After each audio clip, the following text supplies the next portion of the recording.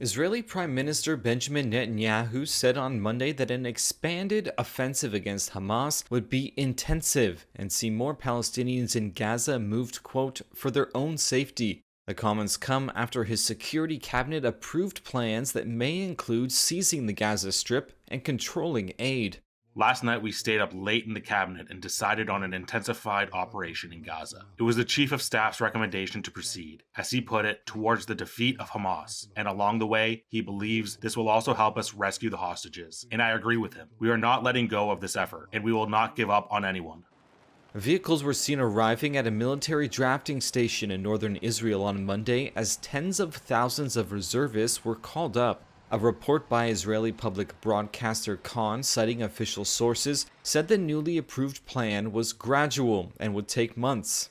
An Israeli defense official said the operation would not be launched before U.S. President Donald Trump concludes his visit to the Middle East next week.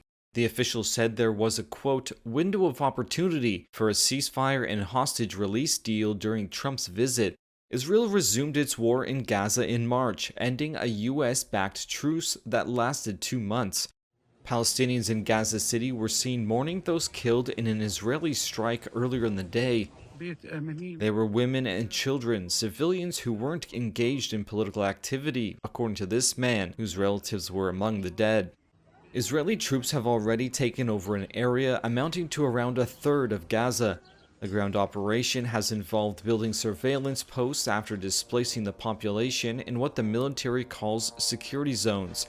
The new strategy will go further, a defense official said, with Israeli forces seizing the entire territory of Gaza, moving its civilian population southward, and keeping humanitarian aid from falling into Hamas's hands. The official said aid distribution, which has been handled by international aid groups and UN bodies, would be transferred to private companies. Families of hostages still held by Hamas protested the war's expansion at the Israeli parliament on Monday. Going back to war is not what we wanted to hear. We have seen that hostages die during warfare. Successive surveys have shown dwindling public support for the war among Israelis. Many of them prefer to see a ceasefire deal reached and more hostages released. The Israeli military has declined to comment on the remarks by the government officials.